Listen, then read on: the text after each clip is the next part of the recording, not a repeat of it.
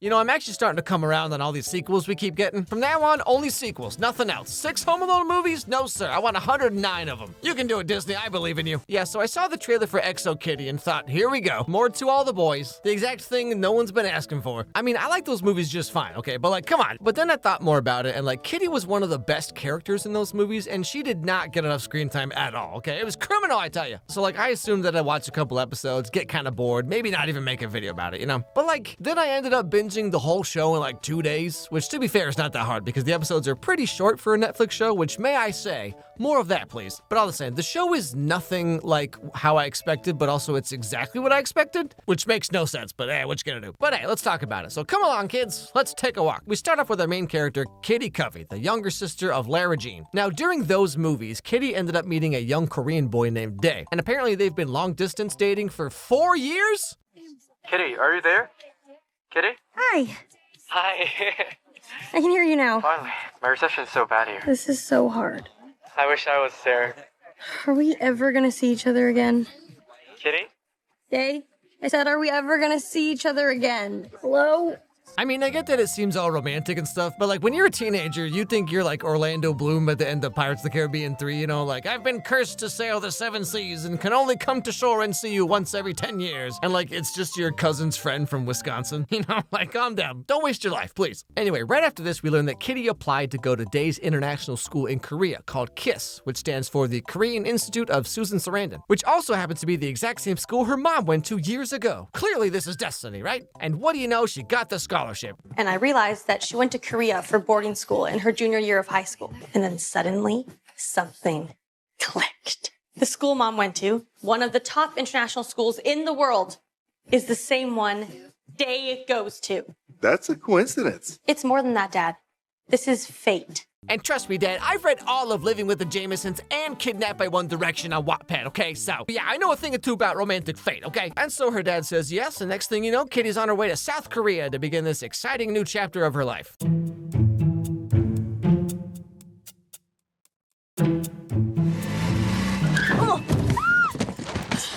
And that's how the show ends. Thanks for watching, everybody. So inside the car that just hit her is this girl, Yuri, who gives her a ride because what do you know, she also happens to go to the same school. Oh my goodness, what are the odds? I came by myself. Oh, well, there are a ton of American kids at KISS, so you'll feel totally at home. I mean, half the school's foreign. Do you have family here? No, just my boyfriend. We met in Seoul a few years ago. I can't wait to surprise him. No. Okay. Trust me, I've seen enough rom-coms to know this plan is never gonna go well, okay? Don't ever surprise anyone with anything. Anyway, so Kitty gets to school and moves into her new dorm that they assigned her, and she's just kind of taking everything in, you know?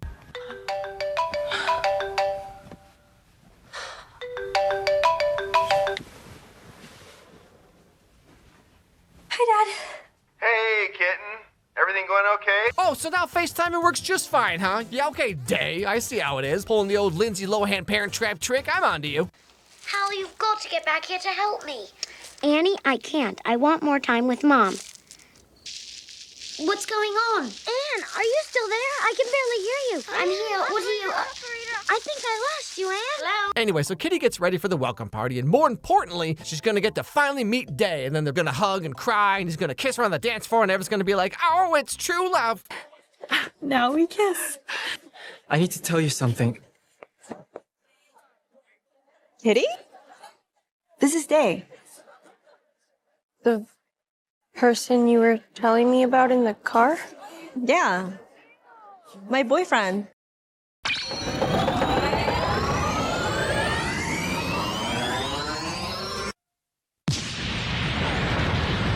See, look, Kitty, what did I tell you? Don't ever surprise people with nothing. In fact, don't even fall in love in the first place, okay? Just go live on top of a mountain somewhere and become a cool witch. And thus begins the ups and downs of XO Kitty. Now, by this point, you can probably tell that this is a very tropey rom-com. Like, tropey is not even the right word, okay? The show's like in the early days of YouTube, you had to put your tags at the bottom of a video description, so people would spam like 300 tags that had any remote relevance to their video. And this show is like that, but for rom-coms. Like every possible K-drama, Wattpad, teen rom-com sitcom trope / tag you could possibly think of is in this show. Like, it's actually kind of hilarious. So Day is from a not-so-rich family, and he is also on scholarship at school, but he can't pay for part of it, so Yuri's helping him pay for everything in exchange for him pretending to be her boyfriend. Because Yuri's in love with this girl, Juliana, but her mom doesn't approve of that kind of nonsense. What's that? You're dating a cute girl who makes you happy? No, ma'am. You're supposed to date boys and be miserable like me. So Day's pretending to be Yuri's boyfriend to keep her parents happy, and so he can stay in school, right? But of course, Yuri can't let him tell anyone the truth because it only takes one person to spill the beans, you know? Especially Kitty, because she sure likes to talk a lot. But here's the thing, okay? Due to a crazy clerical error at the school, guess who Kitty is sharing a dorm room with? A little help?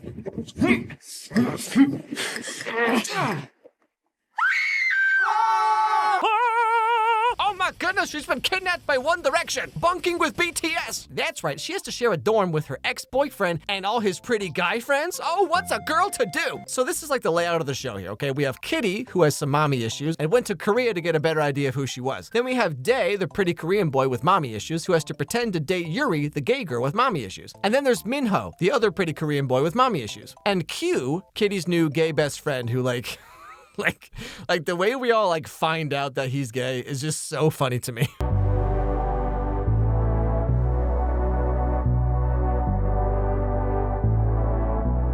I'd move the bread up a little higher. Thanks. This boy knows about hair clips? Ha! Open and shut case, Johnson. But more importantly, going back to Minho for a second. So his mommy issues come from the fact that his mom is a famous actress who's working in LA. And like, did this dude's mom have him when she was like 12? Like, excuse me? It's not just me either. Like, there's this part where everyone's cleaning up in this little village after a storm, and this like super famous guy shows up because it's his grandma's hometown or something like that. And he says this. Madison, my #1 fan. I went to your New York show, Istanbul, Tokyo. Hi. My mother, Tami, says hello, Mr. Park. Your mother is an incredible woman. Did she ever tell you about the time I ran into her at Sundance? She kept me warm on a very cold night. What? Who just like says that first thing? Hey, nice to meet you. Guess what? I totally just smashed your mom. Now, if you thought the show was tropey enough with like Kitty having to stay in a dorm room full of hot guys, just living out her fruits basket, the boys over flowers dreams, like that's not even the worst of it, okay? So Kitty finds out that her mom might have had a secret child when she was in high school. So she does a bunch of digging and, you know, espionage type stuff and finds out that one of her teachers, this guy, might actually be her half-brother. But then guess what? He's not. He's actually Yuri's half-brother because her mom used Kitty's mom's name at the hospital back in 1993. And the way Kitty goes about getting into the hospital records room is just, well, you'll see. Hello. These are from him. 정말 좋아하는구나. 내가 이 순간을 얼마나 꿈꿔왔는지 알아요? Now, the biggest plot twist development of the show, of course, has to do with Kitty herself. So she came to South Korea and did all this wackadoo stuff so she could learn about her mom. But really, it was to be with Dae and do all kinds of kissing and necking and stuff. But then Dae's dating Yuri, kind of, sort of, and like it's all pretend at first, but then Dae kind of gets a little serious about it, and then Yuri's like, don't be gross, Dae, ew. And so Kitty gets over Dae, but then he breaks up with Yuri and tries to get with Kitty, but then Kitty's kind of weird about it, you know, because when she learns the truth, she's like a little concerned that Dae was like able to lie to her so easily this whole time. We should probably talk. We've been talking for years. I still have so many questions. When did you know you wanted me back? How did Yuri find out? I want to be your girlfriend again. But how do I know I can trust you? I remember back when Among Us was getting really big, and you would see so many posts on like relationship subreddits and stuff about like, so I was playing Among Us with my boyfriend and his friends, and I just found out that he's a really good liar, and now I'm rethinking this whole relationship. So while Kitty is all in her head about Dae, you'll never guess what happens.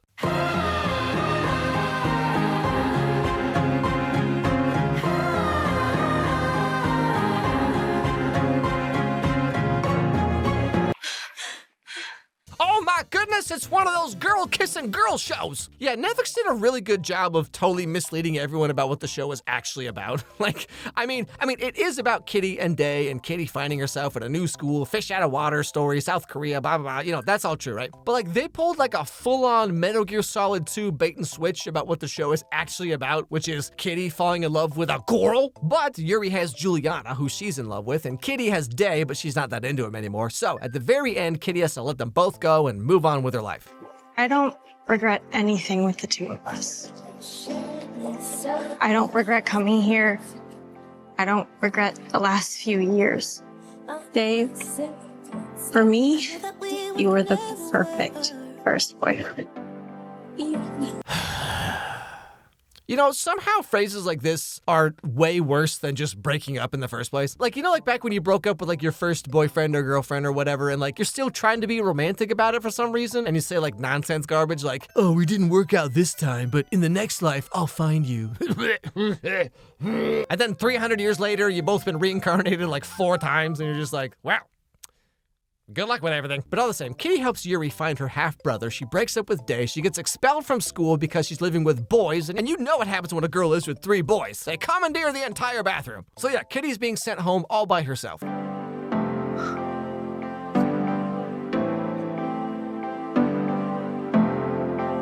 What? That's right. You see, throughout the whole show, Minho hated Kitty because she was just so gosh darn annoying. But then suddenly one day, he just like takes a look at her, you know, and just kind of...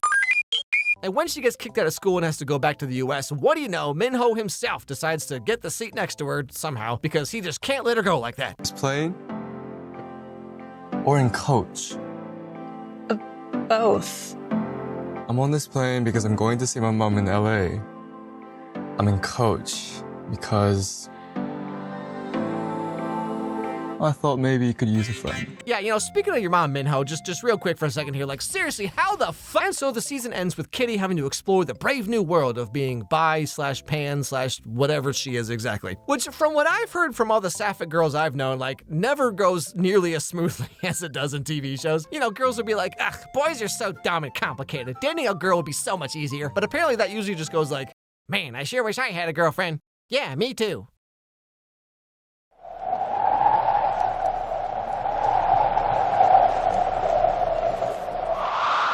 Oh, wow, that girl's working here again? She's so pretty. I wish I could talk to her. Oh, I know. I could memorize her schedule and wait till she's like off work or on a break or something and then ask her, oh, no, I'm one of those guys now? But then, like, even if you do actually get past all of that, it's like, huh, we sure have been hanging out a lot, but maybe she just wants to be friends? Okay, so, like, I don't want to freak you out or anything, but, like, is this like a friendly makeout or is this like a makeout? Okay, so I know I moved in 4 months ago and she proposed to me twice now, but like, maybe she's just being friendly? So, okay, XO Kitty is a very weird, very dumb show. But like, I don't know, it was just the exact right kind of dumb for me. Like, I don't mean this in a derogatory way, but like, if you just turn your brain off and watch it for what it is, and I enjoyed myself a fair bit. It's very much like American Girl gets to live out her K-drama, Wattpad, self-insert fantasy kind of thing, you know? It's kind of like Emily in Paris, but like not nearly as bad. Not nearly as bad. Although apparently there were some Korean people who had some thoughts about how Korea and Korean people were portrayed in the show, which like, I don't know enough about that to say anything either way, but like, have y'all seen how literally any non-Korean person is portrayed in Korean shows? But like, okay, XO Kitty is infinitely more silly than To All the Boys. But in a weird way, I actually found it to be a little more realistic about how like teen love and relationships like are. Cause like in those movies, even though Lara Jean met several guys who were way better for her than Peter, like she always had to end up with Peter at the end because growing up and changing your mind is somehow seen as like failing or giving up or something. But in XO Kitty, like she's into Day and then she's not. She's really into Yuri for a while and then Minho is there and she's like, Like this is kind of how teen relationships are, you know? I mean, like you don't really know what you like or what you're looking for and then oftentimes you'll just kind of bounce from person to person and you'll just be like, oh golly gee, I sure wish I could date a guy who is emotionally unavailable and has anger issues. And then like 3 months later, you're like, nope, not gonna date another guy like that ever again for at least 6 weeks. So yeah, real talk, I actually enjoyed XO Kitty a fair bit more than I thought I would, and I hope it gets a season 2. I really do. But hey, that's just my opinion. Let me know in the comments what you thought of the show. Anyway, thanks for watching, everybody. Hope you enjoyed the video. If you did, don't forget to subscribe. Don't forget to ring that bell, leave a like, leave a comment, all that stuff. Send me an email at alexmeyerscontact@gmail.com and let me know what movies or TV shows you think I should check out next. And above all, let's everybody have a great day, and I'll see you all next time.